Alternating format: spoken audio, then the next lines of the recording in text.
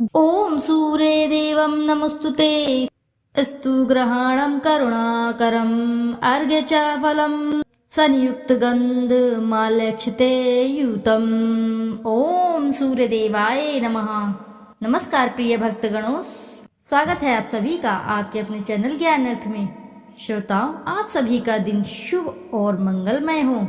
श्रोताओं, आज आप रसपान करेंगे इस वीडियो में पौष मास में सूर्य देव की पावन एवं पौराणिक व्रत कथा, रविवार की व्रत कथा, जिसके श्रवण मात्र से साधक के भाग्य चमक उठते हैं। जो भी साधक इस कथा को सच्चे हृदय के साथ रसपान करते हैं, उनके भाग्य सूर्य के समान तेज उज्जवल हो जाते हैं। आइए ध्यान लगाकर रसपान करते हैं सूर्य देव की पावन एवं पौराणिक व्रत कथा। द्वापर युग की बात है। भगवान श्री कृष्ण एक बार अपनी बुआ कुंती के आश्रम काम्यवन में पहुँचे।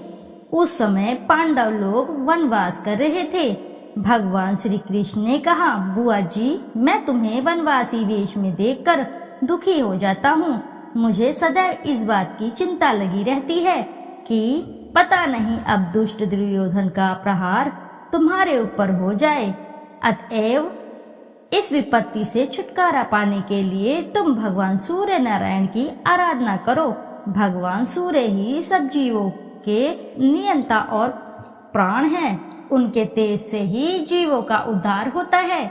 भगवान श्री कृष्ण ने बतलाया कि एक बार शंकर जी से पार्वती जी ने कुछ पूछा था, उसे मैं तुमसे बतला रहा हूँ। शिव जी ने पार्वती जी से कहा, यदि तुम इस बात की जानकारी प्राप्त करना चाहती हो तो मथुरापुरी में जाओ। यहाँ सूर्यपुत्री यमुना जी की धारा प्रवाहित होती है। यमुना के तट पर ऋषि महर्षि मुनि आदि निरंतर तपस्यारत रहते हैं। भगवान रुद्र की आज्ञा से पार्वती जी कालिंदी यमुना के तट को चल पड़ी। कुछ ही दूर जाने पर उन्हें रास्ते में रोती बिलखती एक स्त्री दिखी। उसने बतलाया कि उसका नाम कुसुमवती है और उसका निवास कुसुमावर वन के बीच में है। संतानहीन होने के कारण उसके पति वसंत ने उसे त्याग दिया है और इस प्रकार वह निराश्रिता हो गई है। पार्वती जी उस स्त्री को साथ ले आगे चली कि उन्हें रोती हुई एक दूसरी स्त्री मिली। उसने बतलाया कि मेरा नाम गंगा है। मेरे पति महाराज शांतनु ने पुत्रों के जीवित न रहने के कारण मुझे अपमानित किया, जिससे मैं दुखी होकर घर चली आई हूँ। इसी प्रकार थोड़ी दूर जाने पर मधुवन में माधवी नाम की एक स्त्री और मिली, जो पति के वैभव का नाश होने के कारण घर से निकाल दी गई। इसके अनंतर आगे जाने पर कुमुदवन में कुमुदा नाम की स्त्री से भेंट हुई, जिसके पति को राजा ने बंदी बना लिया था और वह व्याकुल होकर विलाप कर रही थी। उन सभी स्त्रियों को साथ लेकर पार्वती जी यमुना तट पर जा पहुंची। उस तट पर पूजनोत्सव देखकर पार्वती जी ने ऋषि पत्नियों से पूछा कि यह किस देव की आराधना हो रही है, इस पूजन का विधान फल क्या है। उनकी बात सुनकर एक ऋषि पत्नी ने कहा, यह जगत पिता सूर्य नारायण का व्रत है और सभी मनोरथ को पूर्ण करने वाला है। इस व्रत को करके प्रत्येक नर नारियों ने अभीष्ट सिद्धि प्राप्त की है। तुम्हें भी यदि कोई वांछा हो तो इस व्रत को करके प्राप्त करो। ऋषि पत्नियों से ऐसी बात सुनकर पार्वती जी अत्यंत प्रसन्न हुई और उस व्रत के विधान तथा फल को जानकर शिव जी के पास लौट आई। पार्वती जी ने इस व्रत को करके विघ्ननाशक गणेश जी जैसा पुत्र को प्राप्त किया। इति शुभम। जोर से बोलिए प्रिय भक्तगणों, जय सूर्य नारायण भगवान की। प्राचीन काल में एक बुढ़िया रहती थी। वह नियमित रूप से रविवार का व्रत करती। रविवार के दिन सूर्योदय से पहले उठकर बुढ़िया स्नान आदि से निवृत्त होकर आंगन को गोबर से लीप कर स्वच्छ करती। उसके बाद सूर्य भगवान की पूजा करते हुए रविवार की व्रत कथा सुनकर भगवान सूर्य को भोग लगाकर दिन में एक समय भोजन करती। सूर्य भगवान की अनुकंपा से बुढ़िया को किसी प्रकार की चिंता व कष्ट नहीं था। धीरे धीरे उसका घर धन धान्य से भरता रहा। उस बुढ़िया को सुखी देखते हुए उसकी पड़ोसन उससे बुरी तरह जलने लगी। बुढ़िया ने कोई गाय नहीं पाल रखी थी, अतः वह अपनी पड़ोसन के आंगन में बंधी गाय का गोबर लेकर आती। पड़ोसन ने कुछ सोचकर अपनी गाय को घर के भीतर बांध दिया। रविवार को गोबर न मिलने से बुढ़िया अपना आंगन नहीं लीप सकी। आंगन न लीप पाने के कारण उस बुढ़िया ने सूर्य भगवान को भोग नहीं लगाया और उस दिन उसने स्वयं भी भोजन नहीं किया। सूर्यास्त होने पर बुढ़िया भूखी प्यासी सो गई। रात्रि में सूर्य भगवान ने उसे स्वप्न में दर्शन दिए और व्रत करने की तथा उन्हें भोग न लगाने का कारण पूछा। बुढ़िया ने बहुत ही करुण स्वर में पड़ोसन के द्वारा घर के अंदर गाय बांधने और गोबर न मिल पाने की बात कही। सूर्य भगवान ने अपनी अनन्य भक्त बुढ़िया की परेशानी का कारण जानकर उसके सब दुख दूर करते हुए कहा, हे माता, तुम प्रत्येक रविवार को मेरी पूजा और व्रत करती हो। मैं तुमसे अति प्रसन्न हूँ और मैं तुम्हें ऐसी गाय प्रदान करता हूँ जो तुम्हारे घर आंगन को धन्य धान्य से भर देगी, तुम्हारी सभी मनोकामनाएं पूरी करेगी। रविवार का व्रत करने वालों की मैं सभी इच्छाएं पूरी करता हूँ। मेरा व्रत करने व कथा सुनने से बांझ स्त्रियों को पुत्र की प्राप्ति होती है। स्वप्न में उस बुढ़िया को ऐसा वरदान देकर सूर्य भगवान अंतर्धान हो गए।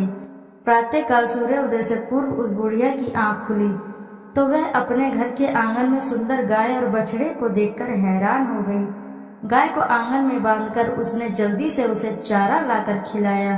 पड़ोसन ने उस बुढ़िया के आंगन में बंधी सुंदर गाय और बछड़े को देखा तो वह उससे और अधिक जलने लगी।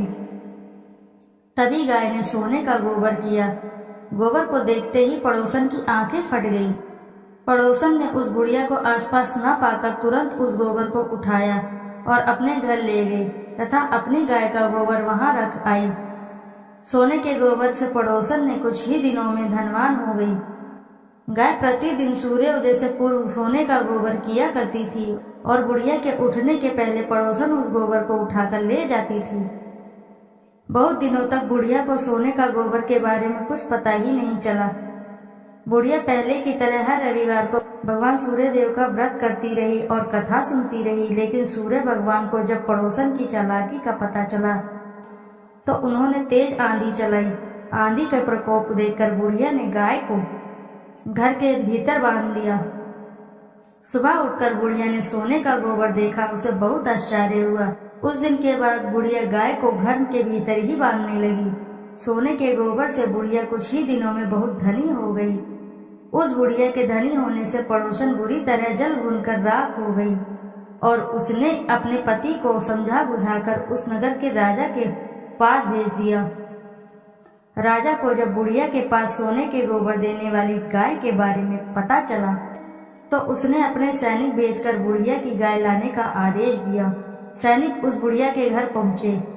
उस समय बुढ़िया सूर्य भगवान को भोग लगाकर स्वयं भोजन ग्रहण करने वाली थी। राजा के सैनिकों ने गाय और बछड़े को खोला और अपने साथ महल की ओर ले चले गए। बुढ़िया ने सैनिकों से गाय और बछड़े को न ले जाने की प्रार्थना की। बहुत रोई, बहुत चिल्लाई, लेकिन राजा के सैनिक नहीं माने। गाय व बछड़े के चले जाने से बुढ़िया को बहुत दुख हुआ। उस दिन उसने कुछ भी नहीं खाया और सारी रात सूर्य भगवान से गाय व बछड़े का लौटाने के लिए प्रार्थना करती रही। सुंदर गाय को देखकर राजा बहुत खुश हुआ। सुबह जब उस राजा ने सोने का गोबर देखा तो उसे आश्चर्य का ठिकाना न रहा। उधर सूर्य भगवान को उस भूखी प्यासी बुढ़िया को इस तरह प्रार्थना करते देख उस पर बहुत करुणा आई।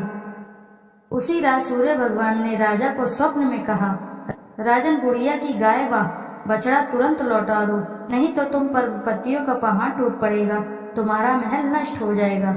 सूर्य भगवान के स्वप्न से बुरी तरह भयभीत राजा ने उठते ही गाय और बछड़े को तुरंत लौटा दिया। राजा ने बहुत सा धन देकर बुढ़िया से अपनी गलती की क्षमा मांगी। राजा ने पड़ोसन और उसके पति को उनकी इस दुष्टता के लिए दंड भी दिया। फिर राजा ने पूरे राज्य में घोषणा कराई कि सभी स्त्री पुरुष रविवार का व्रत किया करें। रविवार का व्रत करने से सभी लोगों के घर धन्य धान्य से भर गए। चारों ओर खुशहाली छा गई। सभी लोगों के शारीरिक कष्ट दूर हो गए। राज्य में सभी स्त्री पुरुष सुखी रहने लगे और सुखी जीवन यापन करने लगे। बोले सूर्य देव की जय। आइए अब करते हैं सूर्य चालीसा। दोहा। संत शरण पदम कंजयुत महीधारी, शीश नवाए सूरज चालीसा लिखो, मोह कम हो सहाय। जयति जयति सूर्य भवाना, तव महिमा श्रुति वेद बखाना। सब सुख खानी भगति तब स्वामी, प्रणतारती उर अंतरयामी। अद्भुत ज्योति कला छवि भारी, तीन लोक से शोभा न्यारी। युग सहस्त्र योजन परवासा, अतुल तेज बल अतुल प्रकाशा। कुंडल ललित हार गल राजे, शोभा निरखी मदन मन लाजे। श्वेत पदम अरु चक्रही धारे, सकल जीव को तुम रखवारे। उदय भय त्रिभुवन तम भागे, तजी निद्रा सब जीव ही जागे। नित्य कर्म सब लोगन करी, निज निज धर्म कर्म अनुसर ही। कहीं वेद तव द्वादश नामा, अखिल लोक सब पूरन कामा। रवि आदित्य दिनेश दिवाकर, हरत सकल श्रम जीव चराचर। उद्यम सर्वस नाम है राजे, जेहि के तन अतुलित दुति छाजे। वेगवान वाहन तव नाथा, ब्रह्मन करे नित प्रभु के साथा। अदर अमर जीते नहीं कोई, सिंधु मथे उत्पत्ति भई सोही। तब सुत कर्म महाबलवाना, समर जितेऊ अगणित भट नाना। ते ही सम नहीं जग में को दानी, जासो कीर्ति सब जगत बखानी। कश्यप पुत्र गरुण के भाई, अरुण नाम सारथी कहाई। समय पाई जब राहु ग्रासे, त्रिभुवन में तब तम अति भासे। ग्रहण पर पंडित सब कहीं, मोक्ष हेतु सादर नर करहीं। स्नान दान अरु व्रत अचारा, करहीं यत्न जेहि हो उदारा। एहि कर महिमा वेद पुराना, विविध भांति सब ग्रंथ बखाना। उदय अस्त लो तुम्हरो राजा, करत सदा भक्तन को काजा। जो नर ध्यान तुम्हारो लावे, मन वांछित फल निश्चय पावे। धनी धनी महिमा तुम्हरो नाथा, नमत जीव सब धरी महिमा था। पढ़े सुने जो सूर्य चालीसा, वाको होत सकल अग खीसा। खग मृग जीव जंतु नर नागा, मेघ झरत कुसुमित वन बागा। वृक्ष लतादिक तब अधीना, जीमी जल पाई सुखी हो मीना। कुष्ठ ग्रस्त रह जो नर कोई, ध्यान धरे ताकर दुख खोई। लवण रहित व्रत रवि को करही, वाको दुख पावक माज रही। भूमि शयन प्रभु पद चित लावे, वर्ष एक एहि भांति बितावे। पाठ करे नित सूर्य पुराना, करी पूजा धरे उर ध्याना। व्रत पूरा करी होम करावे, दान दे अरुण विप्र जिमावे। हवन भस्म मर्दे सब अंगा, ताको दुख निश्चय हो भंगा। मधु अमीश रवि दिन कर पाना, रोगी सात जन्म परमाना। जन्म जन्म महा धन दुख पावे, रौख नरक अंत में आवे। तैल मास मधु नारी जो त्यागहीं, वाको दुख व्याधि सब भागहीं। पाठ करे गृह पीड़ा नाशे, मोक्ष ज्ञान बहुविधि उद्भासे। पूजन बंध्य करे जो कोई, पुत्रवती निश्चय सो होई। नेत्रहीन जो प्रभु चित लावहीं दिव्य दृष्टि निश्चय सो पावहीं। विद्या धन बल जो नर चहहीं, सो सब भांति सकल सुख लयहीं। जो ये चरित सूर्य को गावे, अंत समय तब धाम सिधावे। श्रद्धा भक्ति धारी ही ये पाठ करे मन लाए। सुख संपत्ति बहु भोग करी, सो तब धाम सिधाए। संत शरण को तनय हूँ, शिवदत्त मिश्र सुनाम। देवरिया मंडल बसूं, धाम मझौली ग्राम। सूर्य चालीसा रचेऊ, तुम्हारो है आधार। भाद्र मास की पूर्णिमा, करहूं कृपा दतार। प्रिय भक्तगणों, प्रेम से बोलिए जय सूर्य नारायण की। श्रोताओं, यदि आपको कथा अच्छी लगी है तो वीडियो जरूर लाइक करें, साथ ही चैनल को सब्सक्राइब करें और एक बार अपनी सच्ची श्रद्धा के साथ कमेंट बॉक्स में जरूर लिखें जय सूर्य भगवान की। फिर मिलते हैं आपसे ऐसी किसी नई कथा कहानी में। जब तक के लिए नमस्कार श्रोताओं।